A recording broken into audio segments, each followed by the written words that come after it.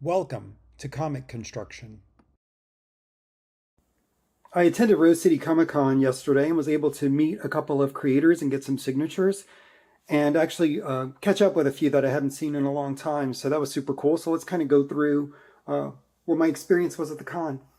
First, we'll talk about Tony Fleece's Uncanny Valley. I picked up this book a while back.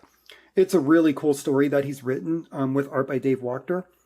I used to see Tony Fleece every year at Planet Comic Con in Kansas City back when I lived in Oklahoma City, which is a short drive. And so I know him mostly as an artist, but this book is outstanding. His writing is so funny. This is a really cool book.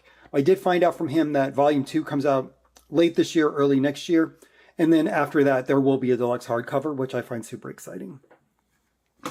I was able to meet Arthur Adams for the first time, so I got him to sign my remasterwork copy of Marvel Masterworks Uncanny X-Men Volume 1.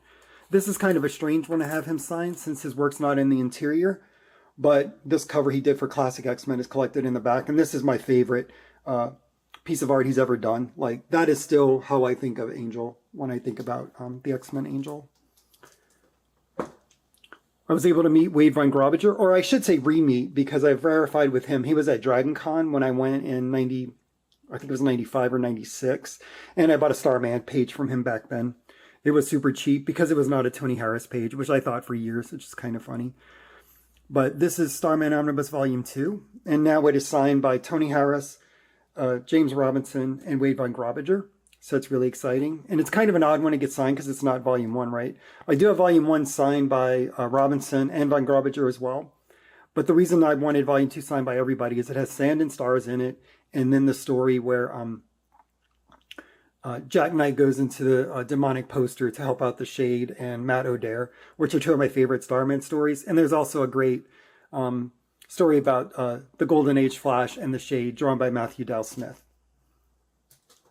Got to meet Brian Michael Bendis for the first time. It was super cool. He's such a nice dude. And for somebody who's had such a storied career, he's just very down to earth, which I really appreciate in a creator. So I got my Marvel Select Ultimate Spider-Man signed by him and let him know how important his work has been to me over the years, which I think is very important to do when you meet creators. And then finally, I got to meet Craig Rousseau. And he did this cool remark of Lobster Johnson in my Young Hellboy hardcover. And then he signed it. We had a good conversation about art and everything. And then I ended up buying an original art page from him from his Batman 66 work. His face acting is so good. And he was explaining to me that drawing this was interesting because he had to after scanning it, the Scorpions had to be on a separate level. A separate layer in Photoshop because this was released as a semi-animated sort of thing first. But it's a really cool page. It spoke to me because when I was like 4 years old, I went to a Mardi Gras parade dressed as Robin. And that's kind of what I looked like as a little kid, although my hair was not tapered because it was the 70s. Thanks for checking out this video. If you enjoyed it, like, subscribe, and share with a friend.